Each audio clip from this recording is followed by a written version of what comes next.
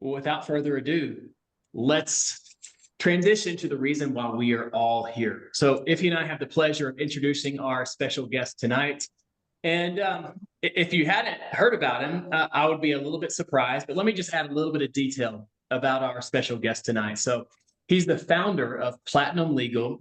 He's a top real estate syndication attorney. He helps capital raisers stay SEC compliant and raise millions legally. He's got 25 years of security law experience. He's a trusted legal advisor to Ken McElroy, Brandon Turner, Pace Morby, Robert Helms, Ryan Pineda. You should know all these names.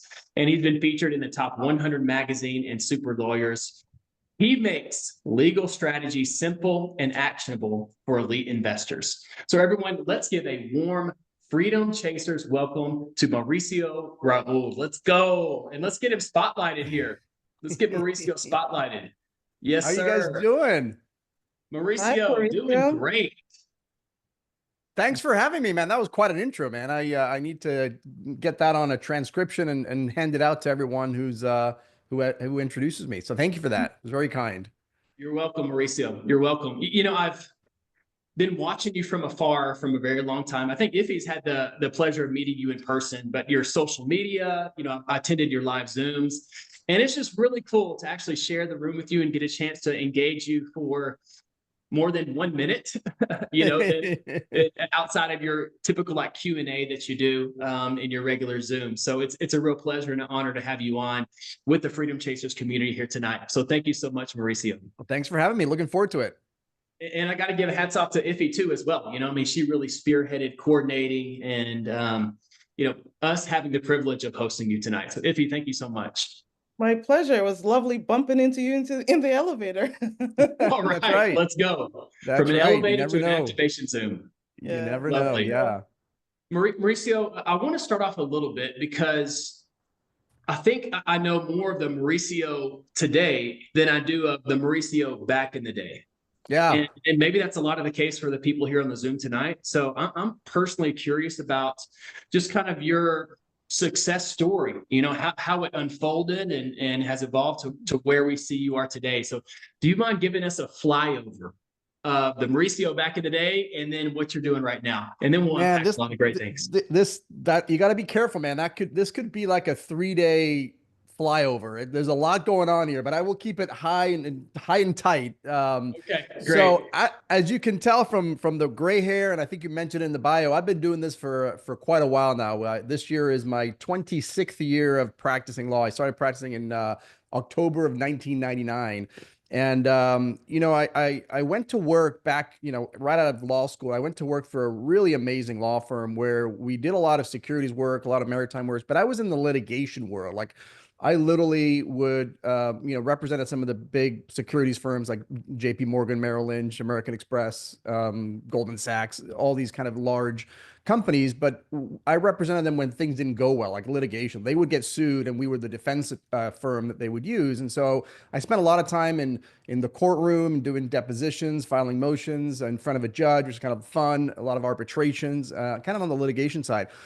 But what was crazy is that even though it was like, looking back, it was one of the really the nicest or best law firms to work for. I mean, law firms generally have a really bad reputation because they just grind you, especially if you're young, especially if you're right out of law school. They pay you a crap load of money, but they also grind you, you know, 2,000 hours, 2,400 billable hours, which means you're there basically Monday through Friday from like, let's say, you know, 6 a.m. to like 6 p.m., weekends and all that stuff.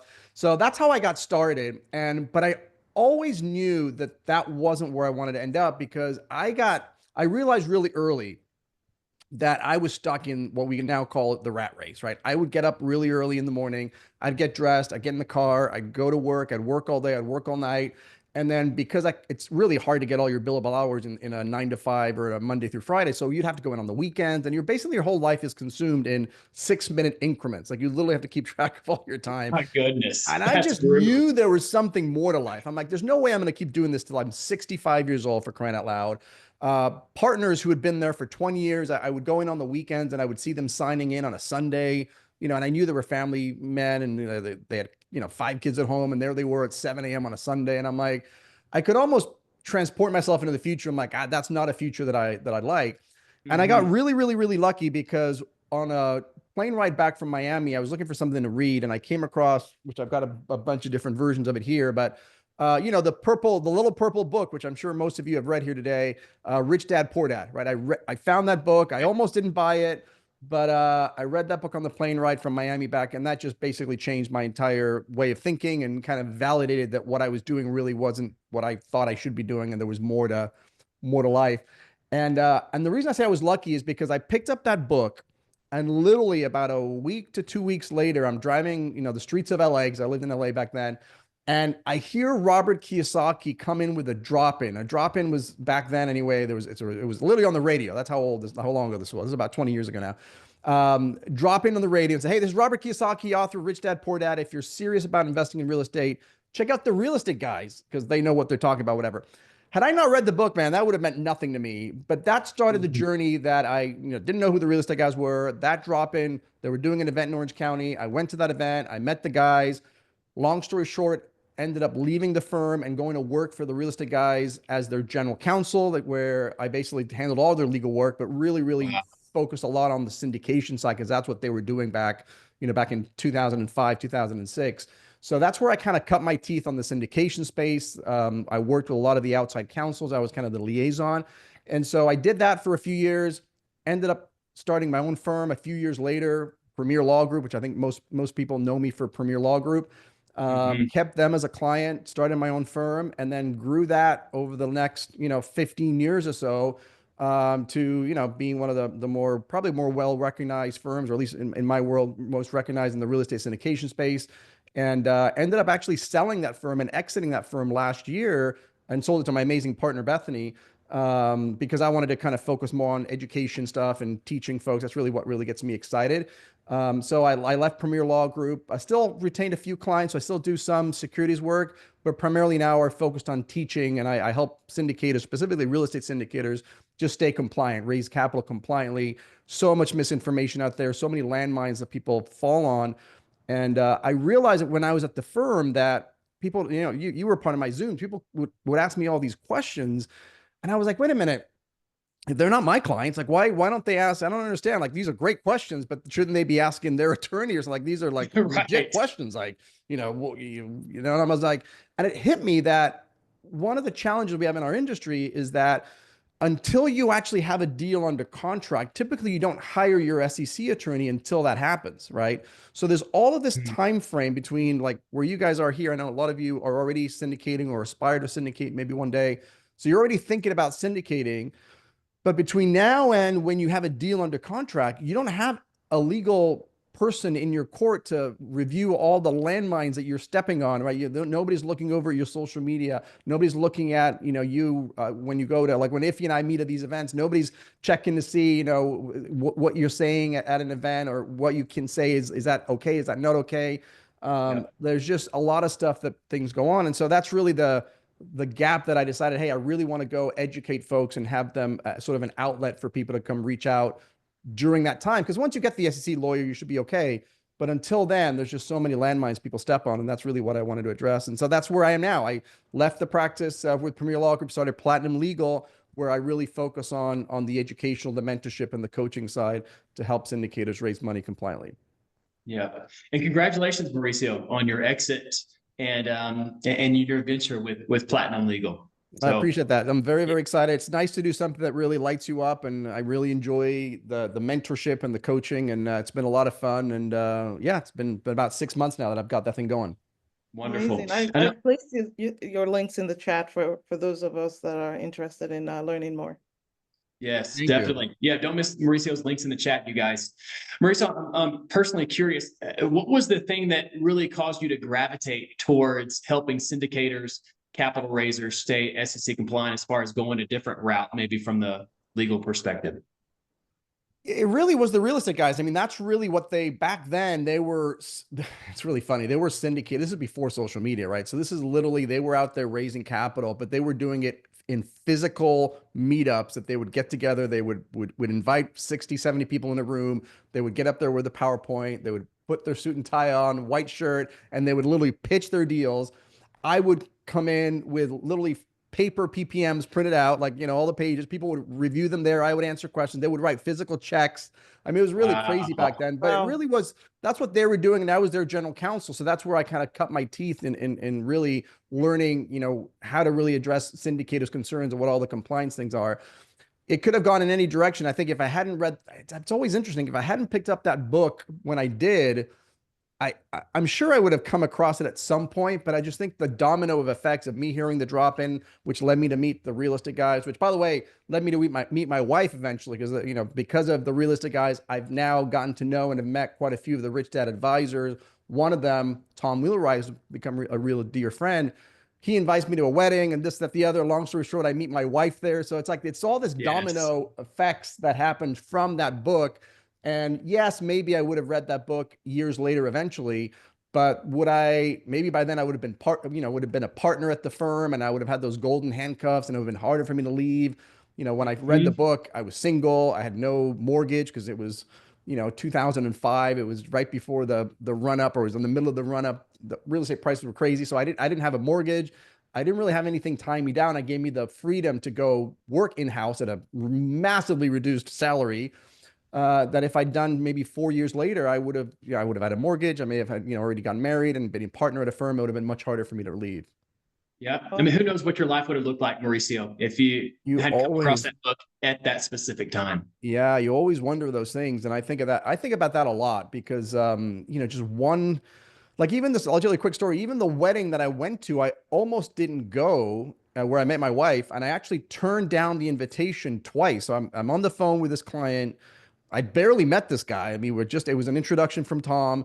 I'm working with this client, and he said something like, just casually, "Hey, you should come to my wedding. I'm getting married in the Cook Islands. It's going to be amazing. You should come." And I literally had plans to be where I was born in Chile because I was turning 40, and I had this plan to throw a big party at the W Hotel with all my cousins and all my family and all this kind of stuff. So I politely declined the invitation. I said, "Hey, really appreciate you. Wow, that's amazing. But I've got, I'm turning 40. I got big plans." And he said, "Okay, that's fine." We spoke for a little bit longer. And then he said, "You really should come to my wedding." And he kind of insisted on me coming. And I said, "Man, this is going to be a good business opportunity for me. It's a lot of, it's a new thing. Maybe I should think about it." And I ended up deciding to go. And had I not decided that decision, or if he hadn't asked me that day, who knows where I'd be today. Wow. It's really amazing. Awesome. Mauricio, we are a community that's filled with, we have aspiring syndicators, we have people who are currently doing it, we have very experienced people. In the time you've spent doing this, what have been the, I would say, top 5 myths that you've run across? I think I always harp on this part. I think the biggest myth or the biggest mistake or the biggest landmine, however you want to put it, is actually not realizing that what you are doing is actually selling securities, right? I'll give you 2 easy examples. One is, especially with my, creative finance folks, or the sort of the promissory note thing. People think that notes don't apply to them for some reason. It's like, "Hey, I'm getting a loan from this person. I'm doing a fix and flip, or I'm doing a creative finance deal. And then for some reason, because it's a promissory note, somehow it's not a security." Or joint ventures is another one of my favorites. Like the amount of time that I get calls from folks that said, "Hey, Mauricio, this is kind of a small deal. It's just friends and family. I think I'm going to do this one as a joint venture, not as a syndication." And I just kind of laugh, or I smile and I say, "Look, whether it's a joint venture or a syndication or a securities offering, you don't get to make that decision. It is what it is. The facts dictate what it is." So one of the biggest mistakes is people not realizing that what they're doing is actually selling securities. So I always like to start with my English translation of what a security is, because this applies to every situation out there except for promissory notes. Promissory notes has its own and its own complex thing that you can figure out. But my plain English definition of when you're selling securities is anytime you're taking monies from passive investors where the returns are generated by your efforts, meaning you're doing all the work and the investor simply cutting you a check and going home. That is a securities offering. That is a syndication. And it doesn't matter what the structure is, whether it's, if it's an LLC or an LP, it could be a profit sharing agreement. It could be a tenants in common agreement. It could be a joint venture. It could be a loan. The structure itself doesn't matter. The SEC looks straight through that and says, "Hey, are you the one generating the return of that investment? And are you just taking money and you're doing the work?" then that's going to be a security. And once you enter that world of securities, that's when you have to either register or find an exemption. And most of you, I think, probably have heard things like 506B, 506C, Reg A, all these those are just exemptions. Because if you don't have an exemption, you have to register your syndication with the SEC, which you never want to do. That thing takes forever. So you're always looking for an exemption to registration. And that's where this 506B, 506C. But it all comes back to that first thing is like people try and get either, if they're new to the game, they don't even realize they're selling securities. I'll give you a great example. I was at a friend's house and we were talking about some old friends from like literally back in my law firm days, like 20 years ago. And I met them at a restaurant. They were we were pretty good friends back then. I think one was a bartender, the other one was a waiter at the restaurant. And they had started this new venture. And it was like a wine in a can. I think that's what they were doing. And they raised like $1 million. And my friend was one of the folks that invested. And I'm like, oh, I'm curious. What exemption did they use? What doc? I don't know how we got talking about what documents that my friend got. And she's like, I didn't get anything. Like I just wrote him a check. I just figured I'm probably never going to see the money again, but I wanted to support them. So I wrote him a check. So I reached out to them. And what they told me was like, hey, we've talked to a startup lawyer because it's a startup company. So they hired a startup lawyer and like, yeah, we're only talking to friends and family. We're not advertising and they all want us to see us succeed. So we're good. We don't have to do any of that stuff. And I'm like, no, you definitely have to do something like that. I mean, these are friends and family. You're selling them securities. You have to either register or you have to find an exemption. And they probably had a 506B exemption because I think they knew everyone. But this idea that because it's just friends and family, or just because it's my uncle and aunt, or because it's a promissory note, this idea that I somehow don't have to comply with securities laws, it's one of the biggest landmines that syndicators spend. And then the more seasoned syndicators, I feel, sometimes try and get creative or get a little too cute. And they're like, oh, I'm going to structure it some creative way. And that way I'm going to be outside of the purview of the securities laws. And nothing could be further from the truth. If you're the one generating the return, you're selling securities. But does the SEC define what that material participation is? Because I'm going down the road of, the general partnership structure and, people that are just termed capital raisers.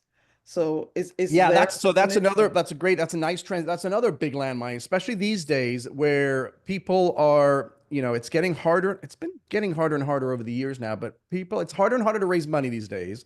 And so what's happening out there is people are offering, for lack of a better way, their services, or they come in and maybe they do a little bit of work in terms of your like you said, a material participation, but they come into the syndication as a co-GP or co-sponsor, but they're primarily there to bring in capital. Like the sponsor needs some additional capital. They're short on their raise, or I don't know, it's nice to have somebody who can bring in $500,000 or $1 million. And so they bring the folks into the GP team, the general partner team, the sponsor team, and they get a percentage of the deal based on how much money they bring in. I get a lot of emails still to this day, or DMs, or people send me the DMs that they get, where people are blatantly saying, hey, I can bring in $500,000 or $1 million, but I want 5% of the GP or 10% of the GP.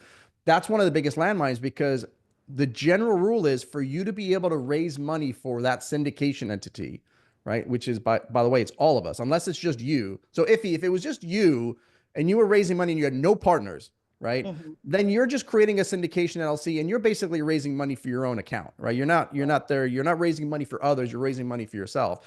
But the minute, let's say you and Trevor are getting together and doing a deal for your syndication, you're actually technically raising money for the syndication entity, not for yourselves, right? And so the general rule is you either need a broker-dealer's license or you need an exemption. You guys would fit into the exemption because there's two of you. You guys are grinding. You're doing all the work. You're kind of a legitimate co-GP. There's an exemption for you, which is called the issuer exemption, which basically says, look, as long as you're not taking transaction-based compensation, meaning you're getting compensated in the syndication based on how much money you bring in, which if the two of you are legitimate sponsors, that's not what you're getting paid for. You're getting paid for finding the deal, doing the underwriting, do the due diligence, talking to the attorneys, like all the things, asset managing. I know you do your asset management the second Wednesday. So that's all material participation. So you're not taking transaction-based compensation. You have to be doing what's called substantial duties, right? Which in your case, you're doing all the duties between the two of you. And then your primary role needs to be something other than raising money. It has to be those substantial duties. So you and the two of you, again, hypothetical, if you guys are both raising or doing a deal together, most likely you're going to fit into that exemption. And that's where everybody fits in. Like all syndicators, no syndicators that I know are broker dealers. They rely on this exemption because they're doing all the work and they're legitimate co-sponsors. What's happened lately, though, is because people are having a harder time raising money, they're going out there and reaching out to, making this up, Mauricio. And Mauricio comes in and says, hey, I can bring in $1 million into this deal, but I want to get 10% of the GP. I'm the third person here. I want 10 or 15 or 20% of the compensation. And the problem with me doing that is that I am getting paid transaction-based compensation because I'm tying my GP shares to how much money I bring in or whether I bring in money. I'm not really doing substantial duties if I'm not doing anything. If I'm just bringing in the money and I want to cut of the GP, I'm not doing substantial duties, and my primary role is raising the money.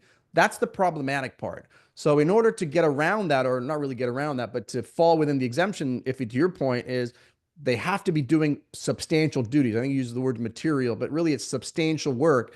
And that's where the SEC's got a little bit vague in terms of what exactly does substantial duties mean. And it really, to me, it's a sliding scale. It just means, first of all, I would just recommend the more you can do, the better.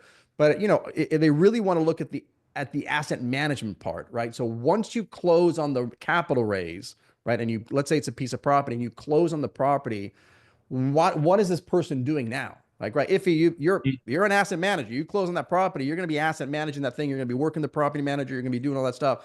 What is everybody doing? Investor relations potentially could be, depending on the level of investor relations, but what are you doing after you close on the raise and now you're asset managing the property? That's what the SEC wants you to be doing something. And I think one of the challenges these days is that people are trying to force that, right? They're like, well, I really am primarily being brought in to raise money. So what duties can you give me in order to fit into whatever I'm supposed to fit in, versus I'm not being brought into money. I'm the third person. Like, hey, this deal's in, I know you would never invest in California where I am, but like, hey, this deal's in California, Mauricio. I really need some boots on the ground to help me with, liaise with the property manager, go visit the property, work with all the relationship that you have down here. Like, I'm a legitimate third party GP. But when you're just bringing in people to raise money for you, you need a license for that. And most people don't have licenses, which is one of the issues, that is one of the reasons it's causing so much issue in the co-GP world. Is there a way to kind of clearly identify or describe what exactly is that minimum threshold of what somebody needs to be involved in post-close of the deal to then be compliant with regulations? There is no black and white. That's the challenge with a lot of these SEC rules, is that they're all very gray. There's no rule. It's funny. There's even no definition. One of the exemptions, 506B, prohibits you from generally soliciting and advertising, for example. You'd think there'd be a nice definition of what advertising and generally soliciting really means, and there is none, right? And so it's similar to this. You have all these nebulous terms like substantial duties, like what is substantial duties? Or you have to have a pre-existing relationship. Like, what does that mean? Like, all of these legal terms, we just don't have black and white details. So what I would do is, best practice for me is, if you've got multiple partners, the first thing I would do is I would put together some kind of a memorandum of understanding or letter of intent, some document that kind of outlines what everybody's role is ahead of time.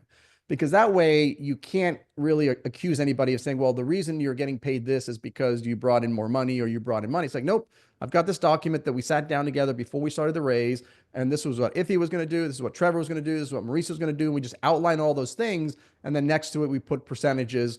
Maybe it's a third each, maybe it's, you guys might have 40, 40, and 20, like whatever the percentages are, we tie it to whatever the duties that we're doing. And that way, I think you avoid some of these issues where these percentages start fluctuating primarily based on how much money people bring in. If it gets tied to how much money you bring in, or whether you bring money in at all, that's where you're going to have issues. And so I would do that MOU or a letter of intent. I would sign it. I would have it DocuSign, so nobody could argue, that I was changed later.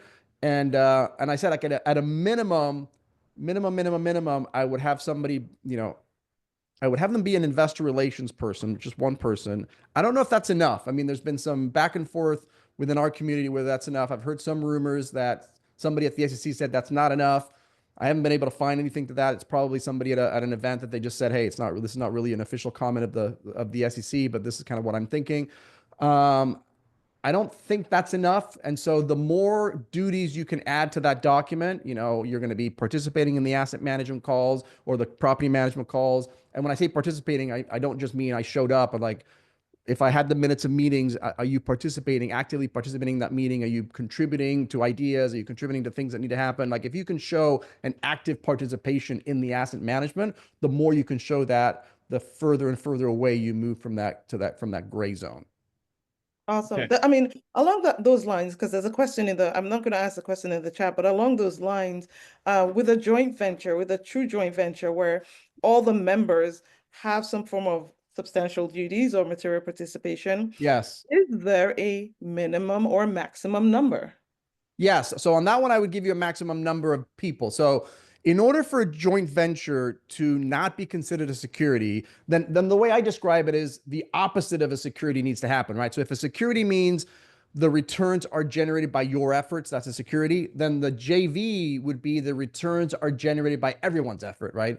So everyone in the joint venture has to roll up their sleeves and actually contribute to the return. So, everybody has a role in the thing. The maximum number that I would say is 5. Like that's the number, that's the key number. I think Okay. once you get past 5, and the SEC has said some of this, where once you get past 5, it's really difficult to show that everybody is rolling up their sleeves, actively involved, and is actually helping generate the return. Now, it doesn't mean that everybody has to be proportionally involved, right? I might have a full-time job. I might have a W-2. I only have time to work a little bit. And so I'm going to put in 10% of the effort. I'm going to get 10% of the joint venture. Ideally, I put 10% of the money. So it doesn't have to be equal if there's 5 partners. But once you get past 5, I'm not saying you can't do it, but if you're at 6 or 7, then I think there's even a higher burden to really nail down and make sure that every single person in there is actively involved in the deal. And by the way, I would then also translate that to the GP thing, right? So like if you're doing a co-GP deal, to me, the general partner of that manager company is very similar to a joint venture, meaning everybody in there should be actively involved, and unless you're a key principal or something, but everybody's actively involved.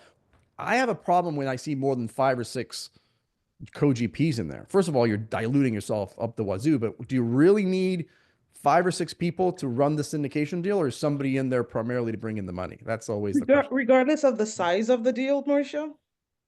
Yeah, regardless of the size of the deal, at some point, it's going to be difficult for you to show that everybody in there is actively participating in the structure matters too, right? So when you're doing a joint venture, first of all, when you're doing a joint venture, I wouldn't even talk about investors and LPs, right? You don't have investors, you have partners, right? It's like starting a business, right? You're starting a business with at least up to 4 other people, and you have partners, right? You don't have investors. You don't have the structure that you would typically see in a syndication. You don't have a preferred return. You don't have a carried interest.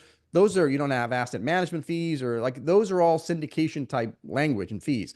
So in a true joint venture, ideally everybody has proportionate voting rights. If I put in 10% of the money or 10% of the capital, that could be debt as well, then I own 10% and I have 10% voting right, and I have a real opportunity to use my voting rights. Like, so even though I could, or we could as a joint venture hire IFI to run the day-to-day, because we don't want to have 5 of us have to vote every time we have to go get a pencil at Office Depot. We hire you to, or we designate you as the sort of the manager to run the day-to-day, but there needs to be an opportunity for all of us, if we don't like the way you're running things, for us to vote and basically replace you, right? And again, if you're a syndicator, they don't want that, right? So the structure, it's very obvious a lot of times, because the syndicators come in and say the control is all towards that one person who's the manager, and they don't want to give up that concentration of power. But it's that concentration of power that makes it a securities offering, or more likely a securities offering than a joint venture, because in a joint venture, everyone has to have those proportionate voting rights, and they have to have real opportunities to execute those voting rights. Wow, awesome. Amazing. Okay, so let me get this right. With a 506B, you can not advertise publicly, not solicit, friends and family only. With a C, accredited investors, but we can publicly advertise. Correct me if I'm wrong with this. With a Reg A, can you invite both Bs, both sophisticated and accredited, and you can advertise? Yeah, so let's unpack that. So because if you're raising money, right, you're selling securities, you have to either register the security with the SEC, find an exemption, or it's illegal. Those are my 3 options, right? We don't register because that's going public. We don't do anything illegal because we don't want to. So we're looking for exemptions, right? The the most popular are B and C. You just kind of glossed over the B and C, but those are the most popular. And the two, they're almost identical. The two pivot points are one you can advertise, which is the 506C, and one you cannot, 506B. And it's whether you want to take non-accredited or not, right? If you want to take non-accredited, you're going to be stuck with 506B. If you want to take, but that's it. So 506B, non-accredited, but no advertising. 506C, accredited, but you can advertise and you got to verify them, right? Reg A is a little bit of both. So Reg A on its face sounds interesting because it allows you to raise money and advertise for the deal, and it allows you to take non-accredited investors, which sounds pretty cool. There's actually no limit to the amount of non-accredited you can take. There's only a limit to how much they can contribute. So you could technically have 50 or 100 non-accredited investors in a Reg A, but they're going to be limited to $100,000 depending on what their net worth or income is. It's probably about 100,000 or less, or it's basically 10% of their income or net worth, not to exceed 100 grand. The problem with the Reg A is that you have to register it with the SEC. It's not a full-blown registration. They call it like a mini registration, but it requires you to ask permission to get it approved from the SEC. So unlike a 506B or 506C, we don't ask for permission. People often tell me I need to register my 506B or 506C. We don't register. We draft all the documents as a preventative measure. We provide the PPM to the investors, but we never ask for permission from the SEC. We just do it. We comply with the rules, but we just do it. And then if we ever get audited or if there's a complaint, then we want to make sure we have all of our disclosure documents there in case there's an issue. But I'm not asking for SEC permission to do B or C. With the Reg A, I need their permission. So with the Reg A, what's going to happen is we're going to prepare all the docs, the PPM, the whole statement of registration or statement of information, and then we have to submit it to the SEC for approval. They're going to assign a lawyer, and we're going to go back and forth for the next 6 to 9 months until the lawyer over there approves whatever we're submitting. Because they're going to look at your website, they're going to look at the pitch deck, they're going to look at your PPM, they're going to come back and say, fix this, change this, don't do that. Wait a minute, your website says this, take this down. Like there's a lot of back and forth and redrafts, and it's a process. And so it takes about 6 to 9 months to get the registration done. So for most of us, if we're doing real estate, we just don't have time to do that. Like you get in a contract to buy a building, you've got to close in 90, 120 days, right? So it only really works if you're doing a fund. Like if you have a fund, there's no deadline to close. I could do it now. I can do it a year from now. Reg A starts to make sense, but do realize that it's going to take a while. It's going to cost you probably 5 to 7x more than a regular syndication because of the back and forth with the lawyers. And then there's a lot of compliance, not as much as going public, but there's entry reports, exit reports, material change reports. There's all these the quarterly reports, annual reports. There's a lot of compliance that also adds to the ongoing cost of doing a Reg A. Understood. Wow. Thank you. Mauricio, we're going to roll into Q&A here in a few minutes. I had a question. You mentioned, I think there was a gap that you wanted to fill, and it was the gap leading up to a deal when then somebody brings on their legal professional, right? Yes. To elaborate a little bit more on what maybe capital raisers, syndicators need to be thinking about leading up to the deal, and maybe some resources that they need to employ, or how they can educate themselves to best position to be legally compliant with their deal. Yeah, so that I've actually got a name for it. I've been calling it the syndicator blind spot is what I'm calling it, because it literally is a blind spot where you don't have anyone looking over your shoulder, as I mentioned earlier. So all of that time between now and when you hire that lawyer, the SEC lawyer, you're out there talking to people, posting on social media, maybe even making decisions to do a joint venture or a promissory note. Like you're doing all these things. You're going to meetups, you're going to conferences, you're talking to maybe bringing in capital raise, like all of these things that are happening. I call them, they're like landmines. Like there's all these landmines out there and you're stepping on them left and right. And so, like I said, once you hire the attorney, which is another pet peeve of mine, by the way, you're really hiring your SEC attorney to help you with compliance. A lot of folks get to the point where it's almost commoditized, where it's like, I just need this guy or this gal to draft the PPM docs for me. Like I'm ready to go. I just want the docs. And I'm like, no, you don't want you want the docs, but that's not what you really want. What you want is compliance. You want to make sure you're raising money compliantly. And when you just go get the docs and nobody's really looking over your shoulder to make sure all the questions, these great questions, if he's been asking like, hey, do I have too many co-GPs? Can I pay this person? I'm paying this person this way. Is it okay to have that relationship? Or if I'm doing a fund of funds, is there any other regulatory compliance? So, there's when you hire the SEC lawyer, as long as you're hiring a full compliance lawyer to help you raise the money compliantly, where they're going to be asking you all these questions and guiding you, great. But until then, there's that window of time that I'm calling the syndicated blind spot, where you're literally stepping on all these landmines. We talked about the first one of people starting to raise money, not even knowing they're selling securities. Social media is another huge landmine. People are posting a thing left and right. A lot of folks aren't realizing that because they're doing a 506B eventually, that they're not allowed to advertise, and they're posting on social media might actually blow their exemption because they're out there. If they're not talking about a specific deal, there's ways you can be posting. Most people are posting on social media that are in violation. They're basically considered offers because they're what's called conditioning the market. So who's reviewing your social media posts? Your website, your website compliance. So that's another big issue I always see is people put up their websites and there's like all these, it's basically not compliant from a 506B perspective. So by the time you hire the attorney, they're like, well, I want to do a 506B. It's like, well, you've been advertising all this time, so you're not even eligible for a 506B, or you go ahead and do the 506B. People get soft commitments all the time. That's another thing. It's like, I cringe when I get calls. I would get calls and they would say, hey, Mauricio, I've got a deal under contract and I've already raised all the money. I just need you to do the docs. And I'm like, oh my God, like what have you told your investors in order to get those soft commitments, right? I mean, you had to send them underwriting. You would probably send them a summary or a pitch deck or a one sheet, like, or you talk to them on the phone, like all of those things they're doing, right? You're giving them offers that and you don't have an attorney reviewing all of the stuff that you're sending out.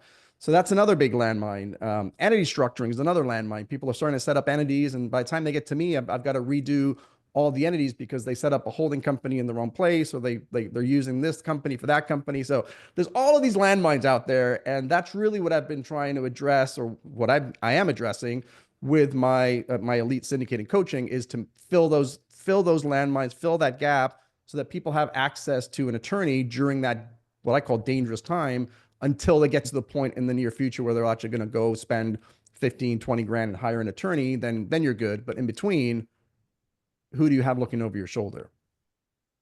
Yeah, there's a real need there, and you're filling that need, Mauricio.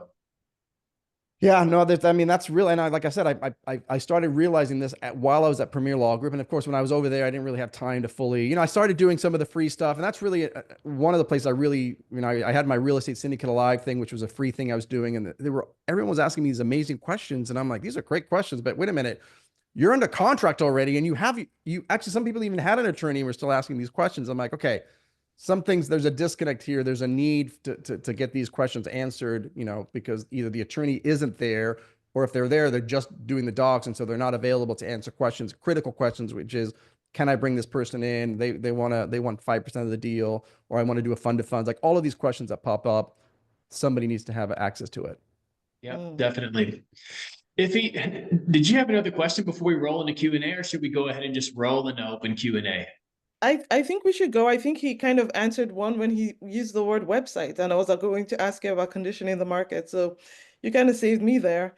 Yeah, and then another big landmine, which I think is actually, I want to have a debate on this, and I've done a debate with the real estate guys many years ago, but this idea of pre-existing relationships, right? So when you're doing 506Bs, which the vast majority of people do, you have to have what's called a pre-existing substantive relationship with your investor before you can offer them a deal. Well, the reality is, I think most people when you send that email out to 5,000 people or 3,000 people, do you really know all those 3,000 people? Have you taken, do you have a pre-existing substantive relationship? Could you show me a file on all 3,000 people of, where you guys met? What's their financial situation? What are they accredited? Are they not accredited? Like, a lot of folks, I think, miss the 506B boat by not having those pre-existing substantive relationships set up before they actually start the raise. So that's another landmine that people, tend to fall on. Yeah, amazing. So what's that, Iffy? I wanted to ask if you wanted us to go through the questions in the chat or through the people first. Yeah, I mean, my preference would be, if they have a question, they raise their hand and they get a chance to speak with Mauricio personally. That's awesome. That would be my recommendation. There's And a hand raised. if they can't do that, yeah, we can get to their question in the chat, but that would be my preference. So you guys start raising your hand. We'll get you lined up and you can ask Mauricio your question. But as that is happening, I have one more question for you, Mauricio. I think maybe one more. Maybe I'll have another opportunity to ask you something before we end up. but you've had a chance to consult for and work together with some of the biggest names in the real estate investing industry. What are like one or two characteristics that are common amongst all of these high profile guys and gals that you had a chance to work with that we can incorporate in our life for our real estate investing journey? When it comes to syndication specifically, if you're looking at raising capital, one of the themes that all of them have is they all have audiences. They all use social media. They're all thought leaders. You kind of know who they are, not because of some random thing. It's because they put a lot of time in, whether they have a podcast, whether they're just really well known on Instagram. I mean, you all know somebody on Instagram or Facebook or LinkedIn that even if you haven't met them in person, they're just constantly there adding value.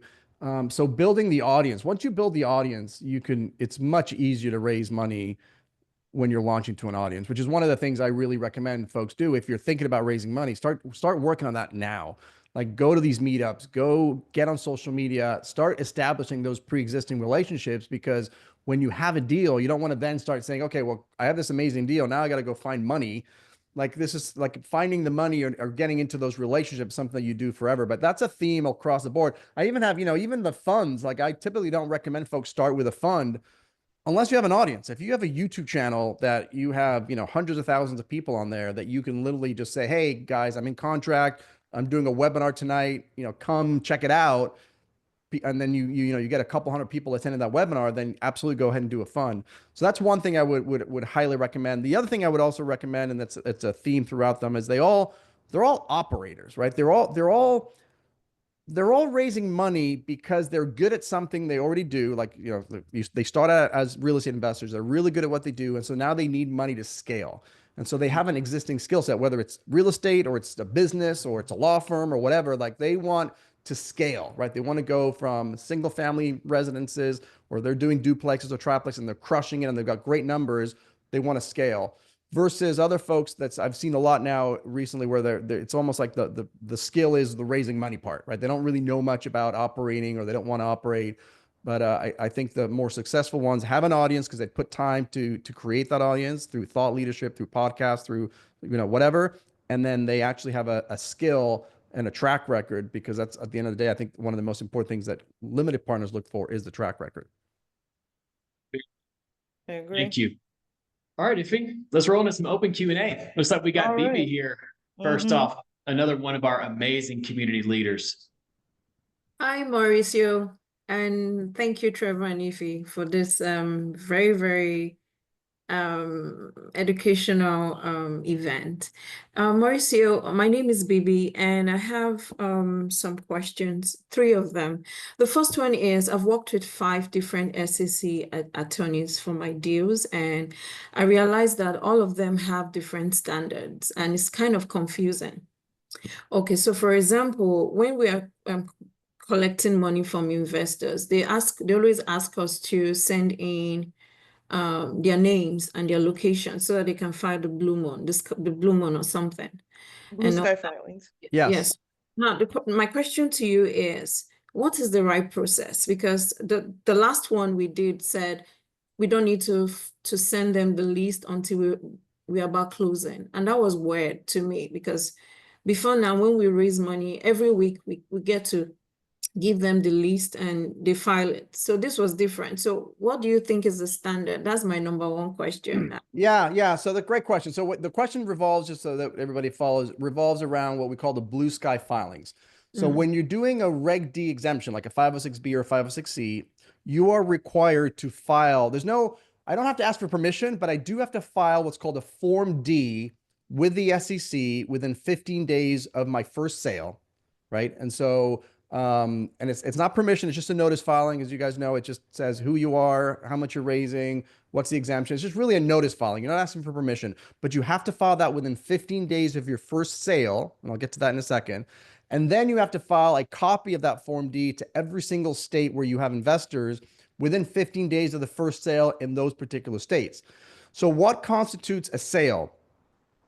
It really depends on the documents, and that's maybe the reason why you're having different answers, because you can draft documents however you want. The way I draft documents is I say a sale happens literally when money exchanges hands and you've signed the contract, right? When you sign that subscription agreement, in my world, When you sign the subscription agreement and you receive the monies, I have a validly binding contract, right? The investor signed the document, I countersigned, so I have a binding contract, which is a subscription agreement, and you've sent me money. To me, that's the date. So in my documents, the sale date is the date that the subscription agreement is countersigned, because that's when you have a fully signed contract. Now, is it possible for you, which you can, you've got some flexibility in my world, you could hold off, right, on countersigning the documents, because when you countersign, that's when the date officially happened.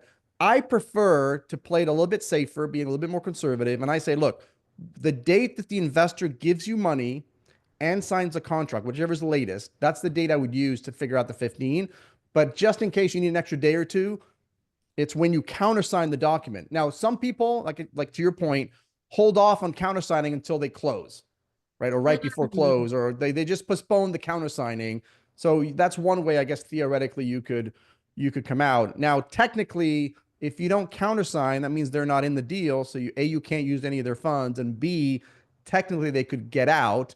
But let's be honest, if they suddenly wanted to get out, you could then really quickly go ahead and countersign the document, and now you've got a validly binding contract that they can't get out. So you can play a little bit of games that way, but honestly, you could structure it however you want. So the reason you're probably seeing different dates is because it's however it's written in the PPM. So if you have a strong opinion one way or the other, like I want the sale to be considered this, and you tell your attorney and the attorney drafts it that way in the docs, then that's how it would be interpreted. So, but for me, it's when the subscription agreement gets countersigned is the date that I feel is a fully binding contract, and that's when the sale happened. Oh, thank you for clarifying. Now I understand more. The second one is we typically normally, if we've not finished raising for the deal, we get to continue raising after we've closed the deal. Yes. Now, two questions with that. How long do we have to keep raising? That's one. The second one is, what do we do with the people that comes in after we've closed? Do we need to keep filing the blue sky, the Form D from that point?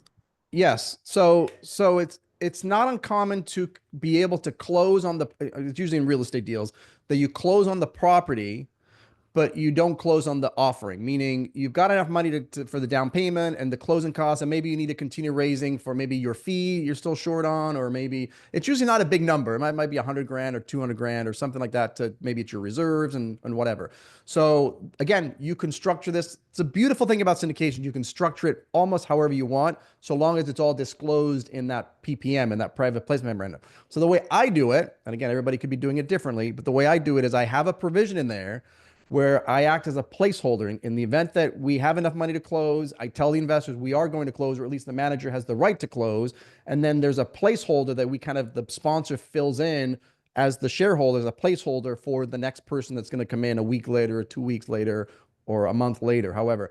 But yes, if you bring in somebody a week later and they're from a different state, then you have 15 days from the date of the sale. Remember, so it's not the date of the close, but it's the date that you sold that person the security. And again, for me, it's a subscription agreement.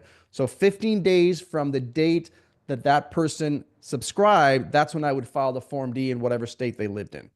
I've already filed the Form D at the SEC level, because that has to be the first investor total, and that person came in a long time ago. But if I continue to raise post-close, I'm using the date that they actually came in. Now, where you want to be careful, now this is where the tricky part comes, is that you still have an obligation to give those investors a PPM, right, that is current at the point of sale. So if you do it a couple of days after close, or a week after close, or maybe 2 weeks after close, it's probably the same. But if you wait 6 months, for example, and now an investor invests, well, your PPM is probably outdated, because your PPM talks about your pro forma, and this is what you're planning on doing. But now you have 6 months worth of a track record. You have 6 months worth of financials. Maybe the deal isn't going according to plan, or maybe it's going, above pro forma, below. So you're probably going to have to update your PPM and your disclosures the longer and longer you go post close. But unless there's a limitation in the PPM, which why would there be? Then and I have had clients where a year later they need more money, they want to continue to raise. That's fine, but at some point you probably need to update your documents to make sure that they're accurate at the point of sale, because that's your obligation, right? This is an important point. Your obligation is to give investors all of the material information, that's the PPM, all the material facts, so they can make an intelligent decision. That has to happen at the point of sale, right? At the point that they give you money and sign the documents, you're obligated to give them a current set of disclosure documents. And so, 6 months later, they're probably outdated, especially in a fund. That's what's tricky about a fund, right? So in a fund, you're going to be acquiring multiple properties. You generally have to continually update your business plan and maybe even your disclosures, because when you started the fund, there was no money in the bank and there was no properties. But maybe 6 months from now, you've maybe acquired 2 or 3 properties and they're already performing or underperforming or whatever is happening. You generally have to update your disclosure documents because they have to be current at the point that that investor wires you the money and signs the deal. Yeah, but what if in the document they said you can still raise money up to 1 year? Because I've seen that in my Yes, document. that's So great. do I still That's need great. to update the PPM at that point? But the PPM, but that doesn't get you around the fact that you have to give the disclosures, current relevant disclosures at the time of sale.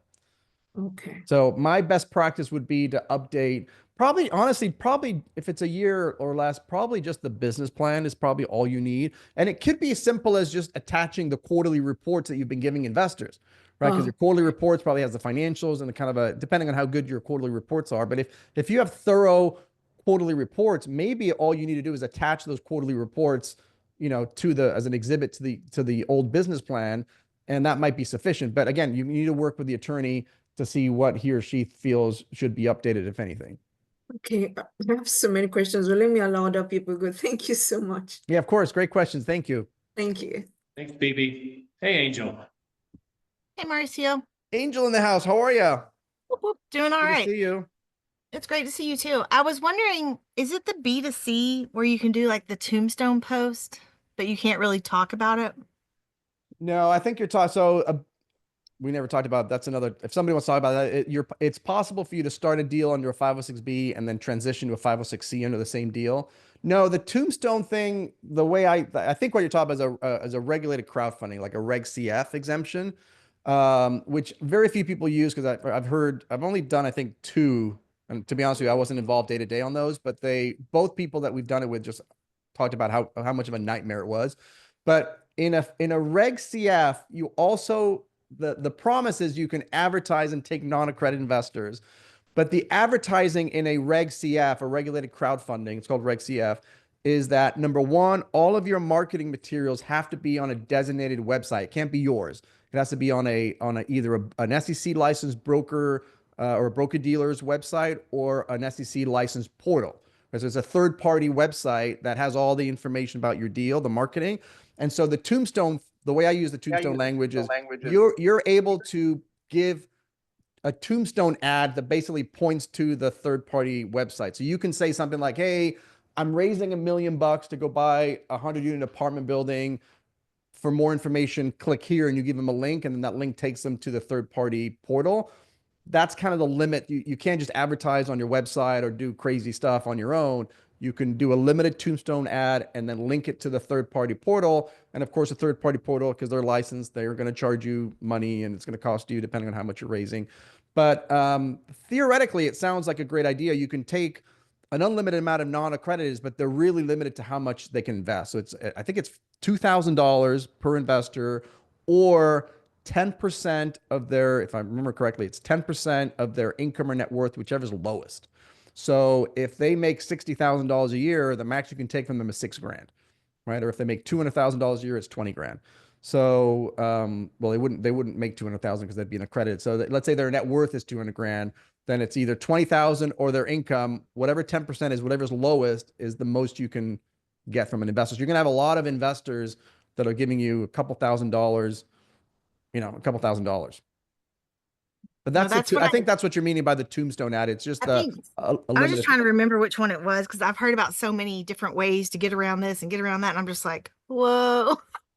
Yeah, there's only 3. Yeah, so I think people are trying to get around the how do I get non-accredited in my deal? There's only 3 ways to get non-accredited in the deal. One is 506B, which is the traditional way, but you're limited to 35, so that creates problems. There's Reg A, which allows you unlimited, but it's expensive and usually doesn't work for project specific deals. And then there's Reg CF. But the other crazy thing about Reg CF, and one of the reasons I think people don't like it too, is that people can back out. They've got like, it's almost like the consumer protection laws that you can like back out of a deal like within 72 hours of buying something. It's the same thing here. You've got to give them, I think it's 72 hours to back out. So they theoretically could commit to you, you're about to close, and then they can back out the night before, 2 nights before. So now you got to like worry about that, and you got to overraise because what if they back out and now you're short? And so it hasn't been a very successful exemption. It's gotten better because it used to be $1 million limit and now it's 5. So at least, 5 is, $1 million was tough sometimes, but 5 potentially. But I've yet to talk to anybody who's done a Reg CF and been like, oh, wow, this is amazing. Let me go do it again. Anytime you involve a registration process in the SEC and the government, it's never a pleasant experience. Down. So then what about the B2C? Because yeah, that's my favorite. Yeah, so you start with a B, right? So you start your deal and fully comply with a B. So no advertising, no general solicitation. You can take a limited number of non-accrediteds, 35, as long as they're sophisticated. So you literally comply with B all the way through.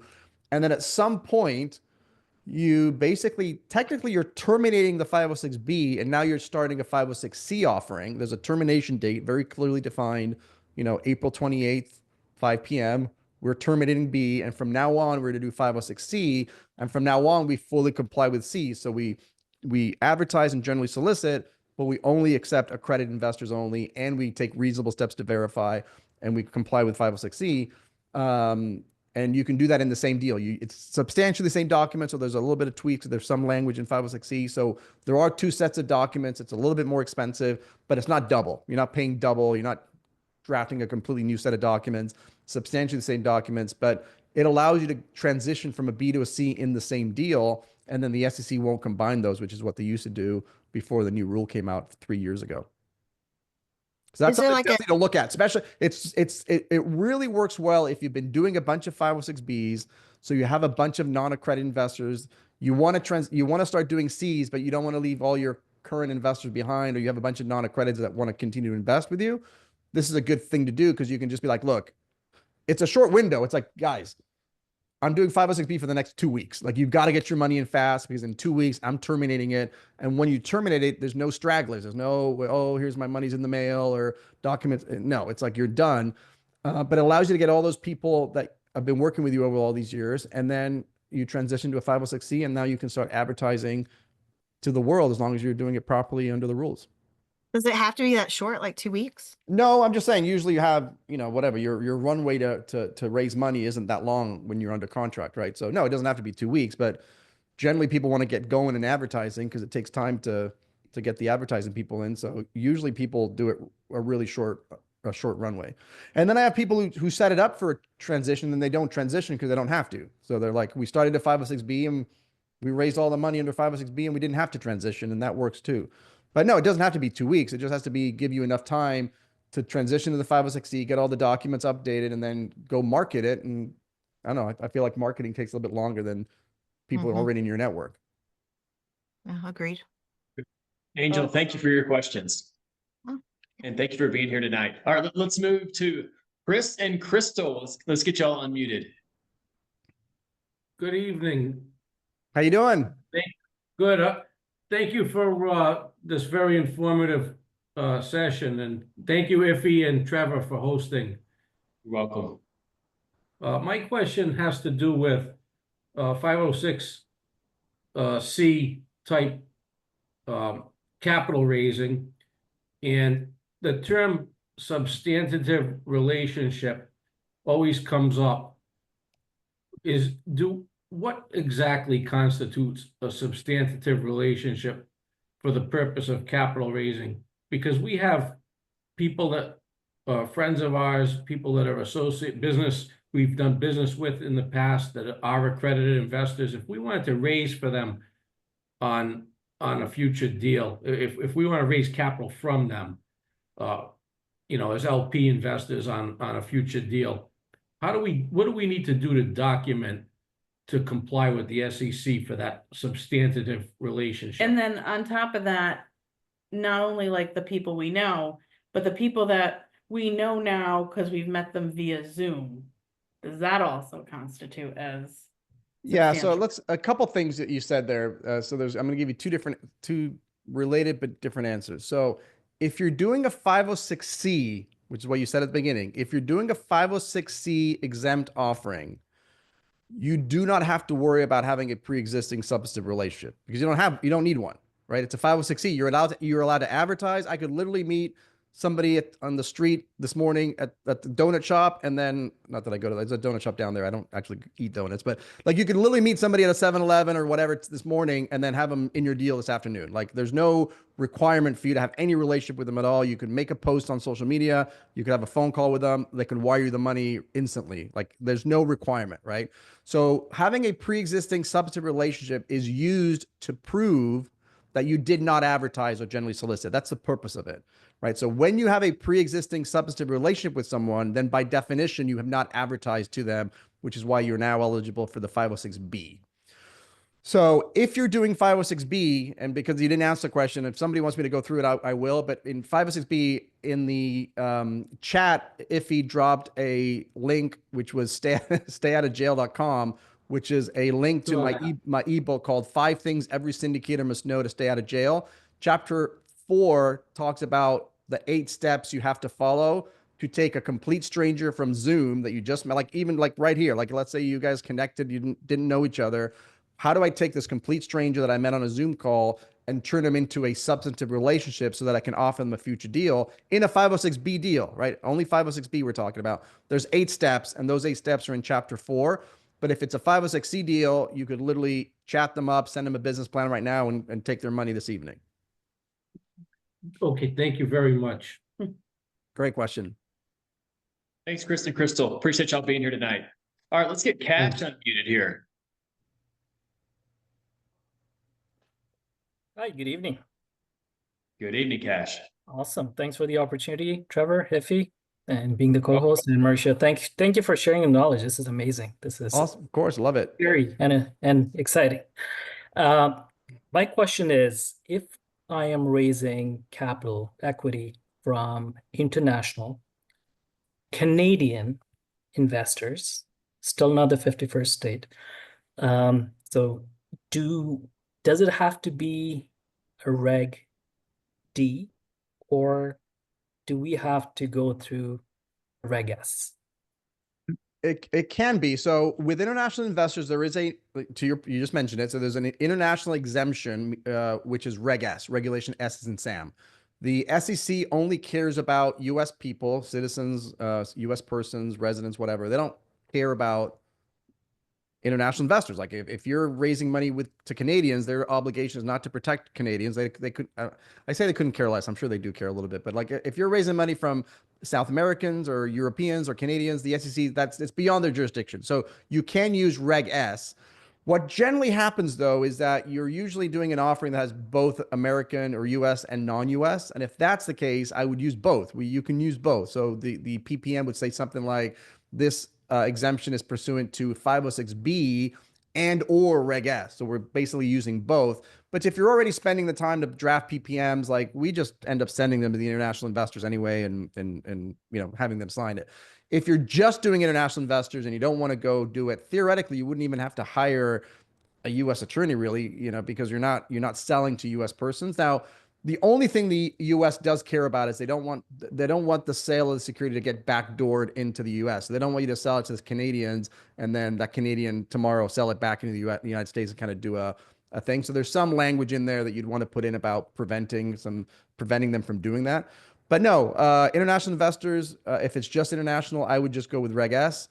There's no reason to give them, honestly, any disclosure. Now, doesn't mean it's a piece of cake, especially in Canada. So the issues with international investors are, number one, you still have to comply with whatever securities laws are of that country. So if you're raising money from Canadians, you've got to comply with Canadian securities laws, which I know nothing about. And so you're going to have to go find yourself an SEC attorney in Canada to make sure that whatever you're doing up there, because Canada definitely cares about their things. So that's number one. Number two, you want to make sure that the country that you're selling into recognizes your entity structure, which Canada is a great example because they don't. Canadians don't know what an LLC is, which is what most syndications, I mean, they do know, but they don't recognize LLCs. So if you have an LLC and you have a Canadian in there, my understanding is that that's going to default to a corporation for them, and they're going to get double taxed because they don't know what an LLC is. So if I was doing a deal with mostly Canadian investors, I would use a limited partnership structure because that they do recognize, and it's all good. So that's but just whatever country you're selling into, make sure they have recognize a limited liability company if that's what you're selling. The third thing you want to be concerned about is the tax. You have a withholding requirement whenever you're sending money abroad. So you kind of are kind of an IRS agent. And so you have a withholding requirement of 30%, meaning whatever profits you were supposed to distribute to Bob in Canada, you're supposed to withhold 30% of that money, send it to the Treasury Department with a bunch of forms. So make sure you're working with a really good international cross-border CPA, because if you don't do that, that you might be on the hook for the taxes. Because here's what happens. We're the only country in the world that taxes its citizens on worldwide income. So if you imagine if you're you have an investor from China or something, that's probably not a good example. But anyway, they're from Great Britain or whatever. If you don't withhold the money, they're not going to file a tax return in the U.S. They're like, why would I file a tax return in the U.S. and then get taxed on it? So there's no incentive for them to file a tax return in the U.S. But if you withhold 30%, it's not a tax, it's just a withholding. If they want some of that, just like a W-2 job, if they want some of those withholdings back because they should only have been taxed at 15 or 18% and you withheld 30, then it obligates them to file that tax return and get some of that money back. But if they owe tax and they didn't file the tax and you didn't withhold it, you might be on the hook for that. So that's something else you want to consider. And then the last thing I think I'm missing one more, but the other one is just anti-money laundering gets a little bit tricky. Like you want to make sure that you're not taking money from countries or money that has been laundered. Most of the time you're working through a corresponding bank, so they have their own due diligence. And so usually you're pretty safe. But more and more people are using crypto and Bitcoin and XRP or whatever to transfer monies. Then there is no banking system looking after you. And so you have an obligation to make sure you're not taking money from laundered funds. So there's anti-money laundering and know your customer laws with international investors. But there's a whole other host of issues. But in terms of exemption, it's either purely a Reg S if it's purely international, or it's a Reg S and whatever other exemption, 506B, 506C, Reg A, whatever it is. So do the accreditations definitions apply to them? They do, but yes, they absolutely, well, not under a Reg S. So let me backtrack. So if you're doing if you're doing it Reg D and you're trying to bring them in through the Reg D exemption, then it's the same rules apply. So if it's a 506C probably or something, then you still have to take reasonable steps. You have to make sure they're accredited. It becomes a little bit tricky because there might be conversion questions. Like if they're right on the border making 200 grand a year, what's the conversion rate? You're not going to have the typical K1s or W2. So whatever it is you're gonna have to get from them. That's why I always recommend, by the way, using a verification company because it makes it easier. But if you're using a Reg S, and that's one of the reasons we sometimes bring people in under Reg S. Most of the time I just bring them in under 506B if that's what I'm doing, because I've already done all the work. Like, why complicate it? Just send them the docs and they'll sign them and send them back and I'm good. But to your point, if let's just say it's a 506B and I'm already at my 35 limit and this international investor is also not accredited, so I can't bring them in under 506B because I'm already above my 35, I could bring them in under Reg S that doesn't have that limitation. Awesome. Okay. This is great. Thank you, Mauricio. Thanks, Cash. All right, we're wrapping up, you guys. BB is back again, so we'll finish up with her, and I'm sure she's gonna have another great question for you. All right, BB, what do you got? You'll be the last one. Thank you so much again. The last question is, how do you use education to, the intent is not for you to talk about a deal, it's for you to educate people on a process in investing in multifamily. How do you get to do it without stepping on the gray area? Yeah, no, that's a good question. So yes, you just have to not talk about what you want to do is you want to avoid talking about, well, let's assume you don't have a deal currently, because if you don't have a deal, it's a little bit easier. If you do have a deal, it gets trickier. But let's assume you don't have a deal. You're trying to educate people through either your process. Another good one, sometimes people sneak this one in, is maybe they'll do a webinar on, how to present a deal or what a business plan looks like. And you're showing them sort of a prior, he's like, I'm not selling you this deal. It's just as an example of a type of pitch deck that you can look at. But you just want to avoid anything that's called what we consider condition the market, right? So we want to avoid talking about prior deals. We want to avoid talking about prior returns. We want to talk about a specific deal. you have to really couch it as an educational piece that isn't just a backdoor way to basically talk to them. And so, you can do it, and you just want to keep it purely educational, and then not like get their information and then start pitching them a deal, right? That's where I think most people will fall flat. Even people who have educational programs, they'll bring them in, they'll register for a webinar, educational webinar, and then the next day they get an email about the deal that they have and whether they're interested in the deal, right? But if you're doing a correct, purely educational thing, then there are ways to structure it. And again, that's probably one of the things that you benefit from the coaching that I do, is like people come and ask me specifically, like, hey, I want to do a webinar on this. Does that work or not? Because that's one of the things that really is what I'm trying to do is there's so much information out there, right? The information is available, it's for free. I give it away for free anyway, but it's the implementation that you really are looking for. So that's a good implementation question. It's like, okay, I understand that I can't condition the market, I can't advertise, but is this specific collateral, is this specific post, is this specific educational thing, does that rise to the level of condition the market, or am I good? So we just review it and we'll make a case-by-case decision. But yeah, just stay away from prior returns. Just keep it 100% educational, and then you should be able to do it, assuming you don't have an active deal. If you have an active deal, it gets harder and harder to argue that what you're doing is not just meant to grab people, right? Amazing. Thank you Oh, so much, sorry. Mauricio. Sorry, what Oh, if the I'm deal, sorry, Vivian. yeah, sorry, what if the deal was not active when you started? Like for me, I start from before the deal Yeah. and to when I close. So I'm not saying I've closed. I'm just saying this is the due diligence. This is the due diligence process, guys. This is how Got you. it. Yeah. So that's great educational content. Best practice for me would be, for example, let me give you a good example. Mhm. You're at you're under contract and you're at the property doing your due diligence walkthrough, right? There's two things you can do. One is, which most people do, they'll just post about, hey, we're here at the property, we're doing the walk, and here we are, and here's the property, and da, da, da, da. And then they can't help themselves, and they always say something like, and this is a great deal, or if you want to learn more, click here, or there's something like that. A better way to do it is make it educational, which I think is where you're going. Hey, I'm here doing the due diligence on my new acquisition. Here are the 5 things, or here's a checklist that I do every time I go to an event or to a due diligence. Here's the 5 things that I do. I check this, I check that, I look at this. There's like an educational component, but best practice would be to hold off on delivering the content until after you've closed on the deal. Because that way you completely eliminate, it's purely educational, right? So why not wait until get the content down, do your collateral, do your 5 things you do, or your checklist, or whatever you want to deliver, but wait until you close and then deliver that content, which is super valuable, by the way. And I love it. And it's a good way to do a lead magnet. If you want to copy my checklist, email me here and I'll give you my checklist. That way you get their email. But wait until you're done with the close, because otherwise it just looks really, there's a very easy way for the SEC to accuse you of like, hey, that was a form of advertising, especially if somebody sees the content and then reaches out to you.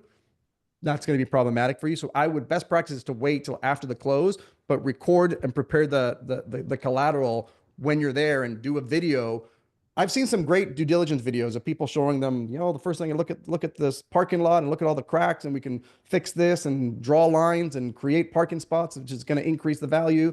And then they go walk the units and they say, hey, look, there's washer and dryer hookups. We always look for those because that will allow us to do this. And we like to upgrade the kitchen and these cabinets. And like, it's a great video, very, very educational. And then if you want a checklist, download it here, but deliver that or post that after you've closed on the property.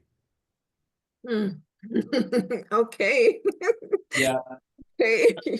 I mean, the reason she's chuckling, Mauricio, is, BB and Iffy, they teach the asset management Zoom, right? And so Yes. sometimes they peel back the curtain on their past deals, and they're working on something right now, and so she wants to walk the straight and narrow as far as being compliant, but also pouring a lot of value into our community at the same time. And correct me if I'm wrong, BB, but I'm pretty Yes, sure that's that where is you're it. coming from Yeah. with your Yeah. questions. Okay. Yeah. I mean, I would just use, like, whatever lessons you have for this one, I would just deliver that, in a couple months in those. And maybe for the ones that you're doing right now, rely on your processes and due diligence that you've done on prior deals. Okay. That's the way I would fix that. Yeah, because otherwise it gets a little bit tricky. Now, granted, this is a smaller community, right? You're not blasting it, but I know you're advertising for this particular thing. Yeah, it just gets dicey. Like if you want to, and by the way, that's another point, and maybe we'll wrap it up with this, but that's another point too, is like a lot of this stuff has to do with how conservative and how aggressive you are, right? Just like an investor, right? Like there are investors out there that they're putting their money in the bank, in the treasuries, and anything above that is too risky for them. And then there's other investors that will take money and go to Vegas and put it on black, like and everybody else in between. It's similar in the syndication world. Some syndicators don't want to go anywhere near the gray zone, and they want to be as conservative and whatever. And that's one of the reasons a lot of my clients will only do 506C, because they feel like 506B, there's just too much uncertainty. And do they have a relationship? And I want to email all my lists and it's not clear, or I want to do what you're talking about, right? I want to talk about due diligence to my community. I have a community that I want to talk to. They do 506C. They don't want to mess with it.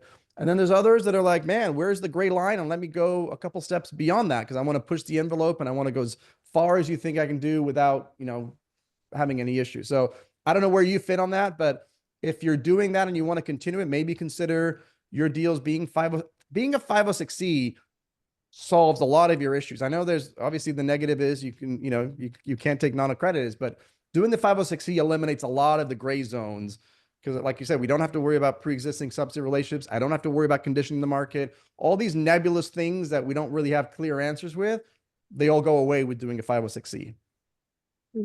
Thank you so much. Mauricio, thank you very much. you. I want to snap a quick picture and post it on social media of our time together here tonight, if that's okay. Yeah, of course. Let's see. And then Iffy, we got to get you in here too. Yeah, there we go. And I would encourage you guys to do the same thing as well.